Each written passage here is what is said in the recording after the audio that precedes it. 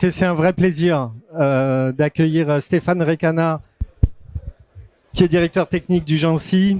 Alors, on arbore tous le t-shirt Lucie. Et Lucie, si je dis que Lucie n'aurait pas vu ou n'aurait pas pu voir le jour sans le Jancy et les supercalculateurs de la recherche publique, je crois que je suis pas très loin de la vérité. Stéphane, merci beaucoup d'être avec nous cet après-midi. Et justement, on va élaborer la question de comment les supercalculateurs de la recherche ont été mis à disposition de la communauté OpenLLM pour le développement de Lucie.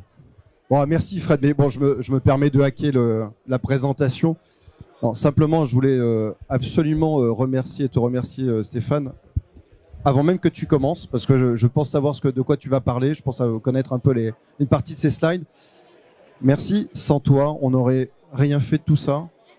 Donc c'est extrêmement important. Donc ce monsieur-là, en fait, pour tous ceux qui ne le connaissent pas encore, c'est de Laurent Barre. C'est vraiment un enabler et qui a permis de faire en sorte que Lucie existe. Donc merci beaucoup de ta présence. Ouais, j'ai quelques slides, mais surtout j'attends des questions, donc c'est ça qui m'intéresse. Donc merci à l'Inagora, merci au CNRS pour cette opportunité de vous parler des supercalculateurs, dans quoi la recherche publique aide effectivement les grands modèles de langue et surtout les modèles open source auxquels on croit beaucoup. Donc je vais démarrer par quelques mots sur Jancy. Donc en fait Jancy, on est un opérateur qui dépend du ministère de la Recherche, du CEA, du CNRS, des universités et d'INRIA. On a été créé en 2007, à une époque où en fait les chercheurs français n'avaient pas beaucoup de moyens de calcul disponibles pour leur recherche. Et la conséquence était que soit ils devaient partir à l'étranger pour faire des calculs, soit leur papier était refusé dans les conférences. Pourquoi? Parce qu'ils n'étaient pas à l'état de l'art. Donc il y avait un réel problème de compétitivité scientifique qui fait qu'à l'époque, la bonne idée qu'a eu le ministère de la Recherche, c'est de mettre autour de la table tous les grands acteurs de la recherche en leur disant voilà, si on est capable de créer une seule agence qui porte la même voix française dans le domaine des infrastructures de calcul, alors moi, ministère de la Recherche, je double le budget. Et donc c'était la bonne idée qu'a eu François Goulard à l'époque en créant Jancy et en fédérant autour de la table tous les grands acteurs du numérique et de la recherche française.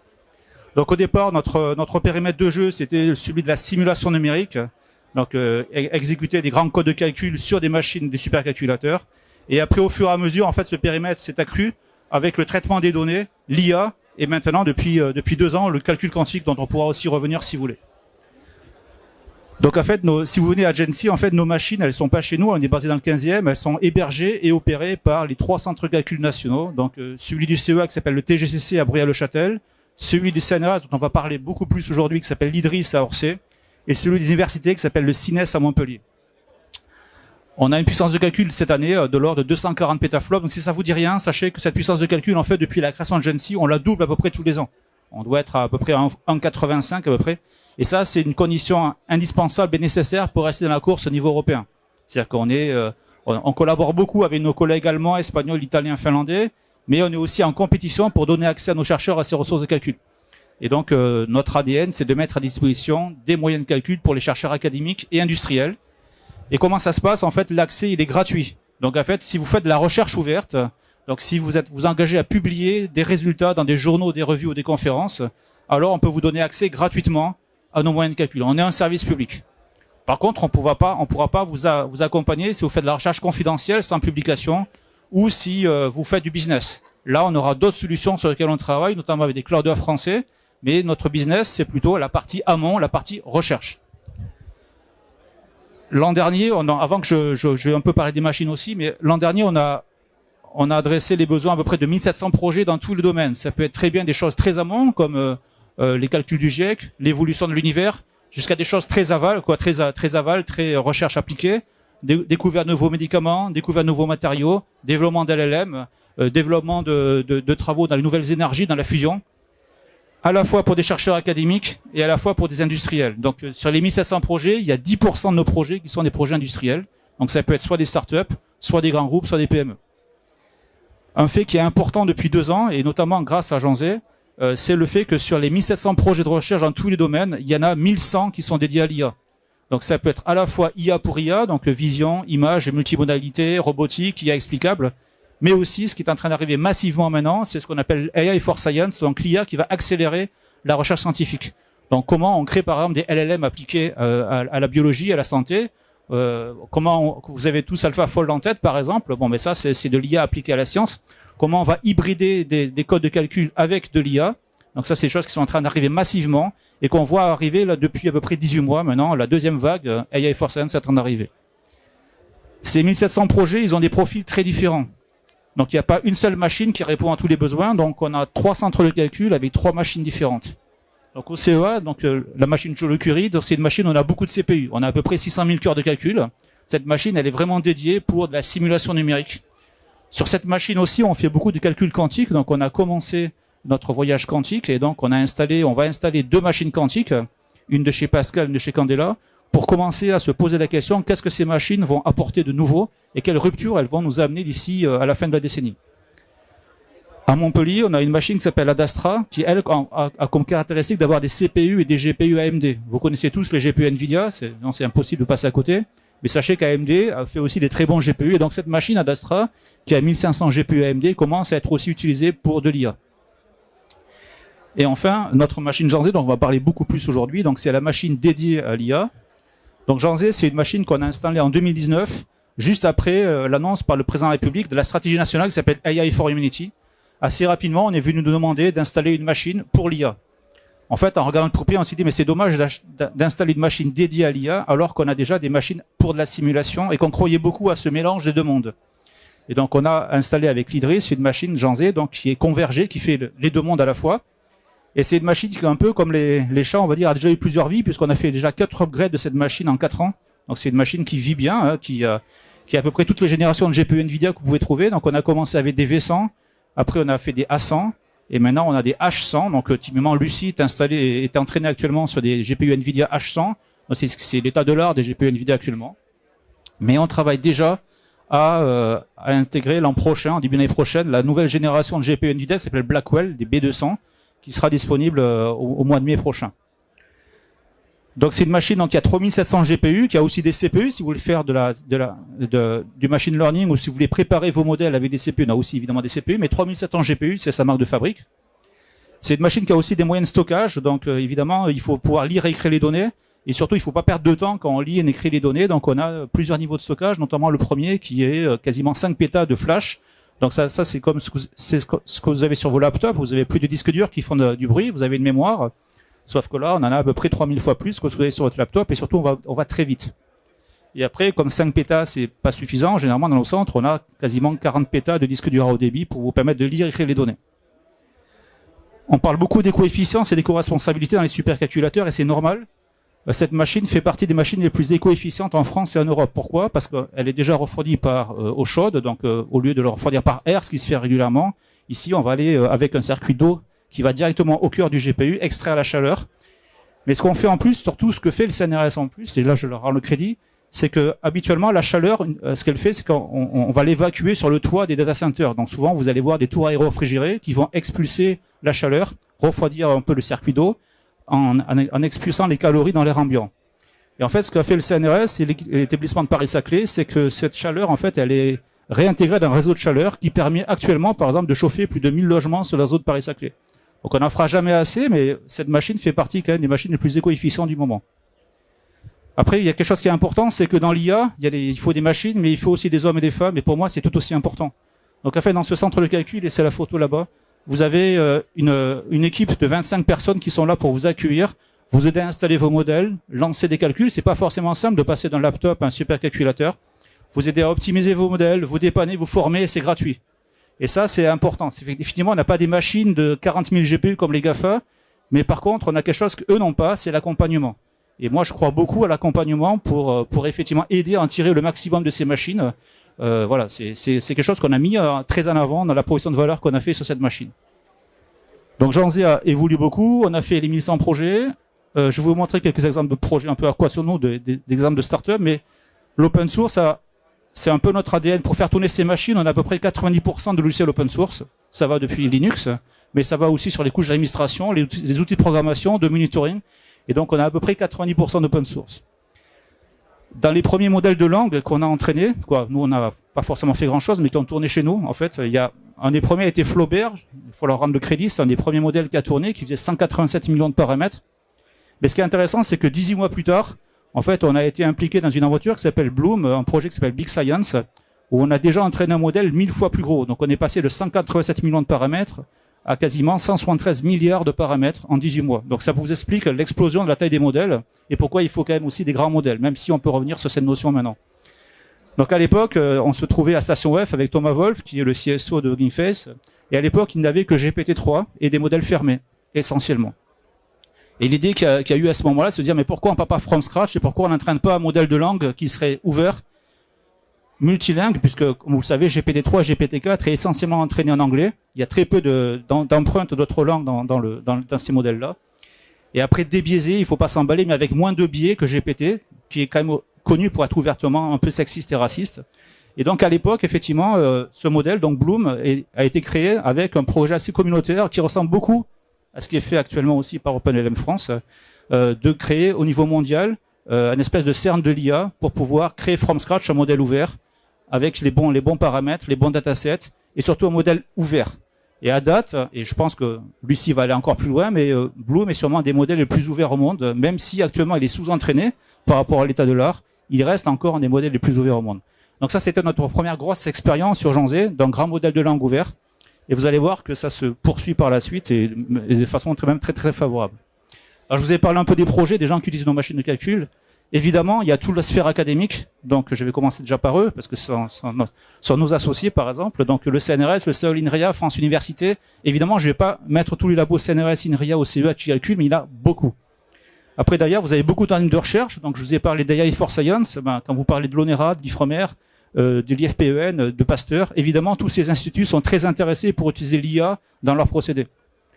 On peut aussi parler du monde de la défense. Donc évidemment, nous, on peut pas tourner des données classifiées, mais on peut tourner de la donnée duale. Donc évidemment, ça intéresse beaucoup le ministère des Armées, la gendarmerie, la police nationale. Donc on a eu un projet sur les deepfakes assez récemment de la gendarmerie nationale, par exemple, qui est passé. Et on a aussi beaucoup de ministères. Donc j'ai vu que la DINUM avait un stand. Donc actuellement, sur nos moyens de calcul, il y a la suite d'Albert qui est entraînée, qui s'appelle Marianne. Et donc ce modèle est en train d'être entraîné sur Janzé de la même façon que Lucie. On a aussi pas mal de collaborations avec le ministère de la Culture, notamment quelque chose qui a été lancé qui s'appelle l'Altedic, donc au niveau européen, une initiative autour des modèles de langue européens ouverts, donc on est partenaire de l'Altedic, mais aussi d'autres ministères, incluant le ministère de la Justice. Après, nos moyens de calcul sont ouverts à l'industrie, et quand on parle d'industrie et d'IA, on est obligé de parler de quoi? On parle de start-up. Pourquoi? Parce que l'IA, dans l'industrie, ce sont les start-up. Et la meilleure preuve que je vais vous donner, c'est celle-là. Voilà. Donc ici, vous avez la liste des start-up qui ont utilisé, des industriels qui ont utilisé les Janzé depuis sa création. Donc, en haut à droite, vous avez des grands groupes, et tout le reste, ce sont des startups. Donc, quand l'IA, on dit que l'IA, c'est les startups, vous avez la preuve par l'exemple. Donc, des startups, vous en avez beaucoup. Vous avez l'Inagora qui est là, mais vous avez beaucoup de startups, certaines qui sont même très connues. Et surtout, ce qui est intéressant, c'est les startups dans tous les domaines. Vous avez des modèles de langue, certes, mais vous avez de la robotique, vous allez trouver de la santé, de la biologie, des matériaux. Et je pourrais y passer presque une heure à vous décrire startup par startup ce que chacune fait. Et après, derrière, vous avez quand même aussi des grands groupes.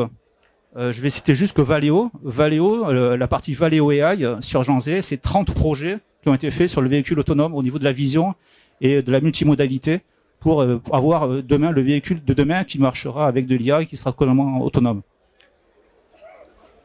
Donc après, ça c'est une planche que j'avais présentée il y a quelques temps, mais notre aventure avec l'Enagora, elle a commencé déjà il y a quelques temps, quoi. Elle s'est surtout consolidée à l'été 2003 où on a été invité à Issy-les-Moulineaux dans un bel endroit, ma foi, pour le kick-off d'une initiative, donc OpenLM France, qui fédérait et qui avait volonté à fédérer un écosystème autour de modèles ouverts. Donc nous qui sortions de Bloom, c'était assez naturel qu'on vienne effectivement rejoindre cette initiative. Et on a effectivement suivi de très près ce qui a été fait et cette belle aventure qui aboutit aujourd'hui à la sortie de Lucie. Et donc cette initiative, cette infrastructure Janzé, en fait, elle est disponible pour tous les modèles ouverts. On vous accueille avec grand plaisir. Pourquoi? Parce qu'on a cet ADN de l'open source dans nos gènes. Et vous voyez, j'ai mis quelques exemples et j'en ai oublié plein. J'ai juste cherché hier un peu quelques exemples que je pourrais montrer, mais il y a déjà des premiers produits qu'OpenLM France a produits, puisqu'avant Lucie, il y avait Claire. Il y a les produits de l'Altedic, il y a des produits de Hugging Face, donc au-delà de Bloom, il y a aussi Idefix qui a été entraîné.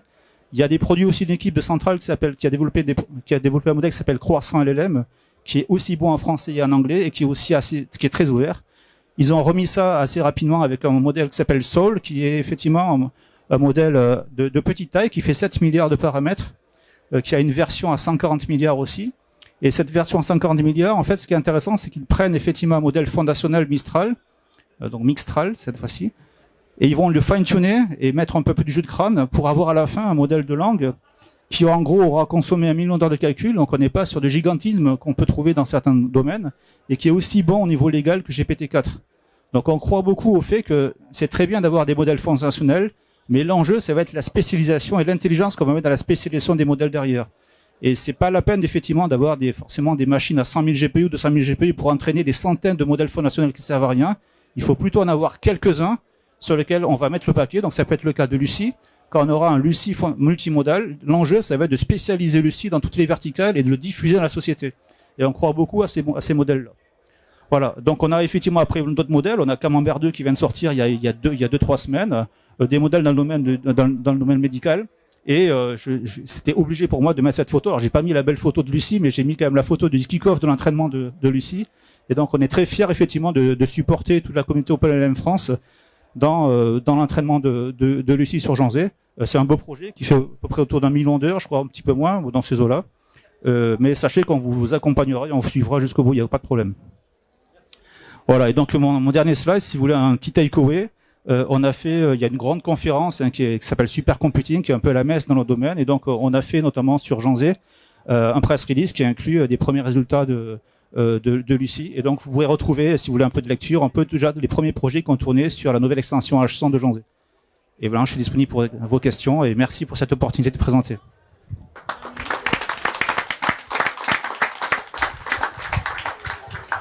Y a-t-il questions? Moi j'en ai une, mais bon, ça sera la deuxième. Non? Est-ce qu'il y a des développeurs de modèles dans la salle? Non? Dans l'audience. Besoin de quoi? 50 000 heures d'un coup? Ouais, voilà, une petite AD de 50 000. Qui veut 50 000 heures? Donc moi j'avais la question, tu sais, donc tu parlais de spécialisation. Est-ce que tu vois apparaître, ou est-ce que dans les modèles qui ont été entraînés, là, il y a déjà des données architecture Mamba où on fait de l'entraînement sur de la donnée structurée? On commence à avoir des modèles alternatifs. C'est une bonne question. En fait, nous en tant que fournisseur d'infrastructures, on est assez intéressé à ce qui va se passer demain. Et pour le moment, effectivement, on surprovisionne les ressources de calcul pour les transformers. Et il se trouve actuellement, il y a pas mal de modèles un peu hybrides, donc Transformer Mamba par exemple, qui sont en train de tourner. On a un projet qui est rentré encore la semaine dernière, donc on regarde ces alternatives-là, puisque le Mamba en fait a aussi des intérêts sur les grands contextes Windows notamment, et le passage à l'échelle qui est plus facile effectivement avec des modèles type Mamba. On avait demandé à l'époque à Mistral qui nous avait dit jamais ou jamais on en fera, et ils en feront maintenant. Donc voilà, donc bref mais ça nous intéresse d'avoir le retour un peu de la communauté. Pourquoi? Parce que ces machines-là, en fait, elles sont quand même surprovisionnées par rapport à ce qu'on fait habituellement au niveau des capacités de GPU et des capacités réseau. Et si dans 5 ans, je vous ai pas parlé du futur, mais on est en train de travailler sur une machine qui fera autour de 20 000 GPU, qui va arriver dans 2 ans.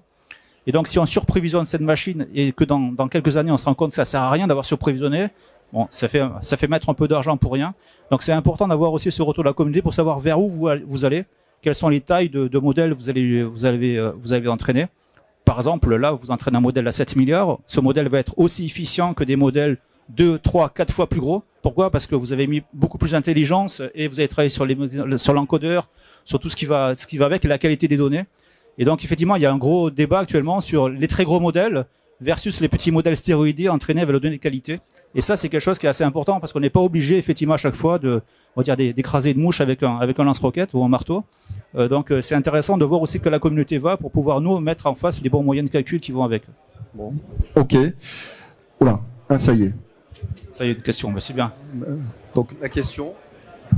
Oui, une question. Merci déjà pour votre présentation. Et je voulais savoir si vous constatez parmi les startups et les industriels l'utilisation de vos machines pour faire de l'inférence au-delà de juste de l'entraînement de modèles. C'est une bonne question parce qu'après l'entraînement ou le fine-tuning vient l'inférence. Donc en fait, nous, on n'est pas une plateforme d'inférence commerciale, c'est-à-dire qu'on ne fera pas du chat GPT. C'est un peu ce qui a manqué à l'époque à Bloom. C'est dans mes grands regrets, puisqu'on était un peu à la manœuvre, il a manqué quelqu'un qui prenne le relais et qui fasse un chat Bloom. Et ce quelqu'un, c'est pas nous. Ce quelqu'un, c'est Outscale, OVH ou Scaleway, qui a le courage de dire, ou Exaion, mais un cloudeur français en tout cas, un cloudeur français qui a le courage de dire, moi, j'ai ma disposition des GPU pour faire un service commercial d'inférence. Et c'est ce qui nous a un petit peu manqué. C'est pour ça qu'on a actuellement des discussions avec pas mal de cloudeurs français pour faire une équipe française du cloud qui permettra, tout en souveraineté, de rester de bout en bout. Donc, commencer chez nous, terminer chez Exaion ou chez Scaleway ou ailleurs, mais rester souverain. Voilà, ça c'est un point important. Alors on fait de l'inférence sur la partie scientifique. Donc les gens qui vont faire de l'astronomie avec de l'IA, ils vont faire de l'IA for Science, ils vont faire de l'inférence. Ça c'est possible. Mais par contre, aller faire de l'inférence sur des grands modèles de langue ou des chatbots, non, c'est pas chez nous. Par contre, on peut faire un peu de la R&D dessus, c'est pas de problème. Ouais, c'est j'en parlais ce matin et j'en ai aussi dit un mot. Donc nous sur l'entraînement, c'est effectivement Gency et parce que les caractéristiques de nos modèles permettent de tourner sur des cartes de génération N-1, N-2. Donc c'est vrai qu'on fait confiance et on travaille de façon très rapprochée avec Exaion qui sont sur notre stand pour la partie inférence. Et donc effectivement les endpoints que j'ai présentés tout à l'heure donc sont des endpoints qui sont directement disponibles chez Exaion.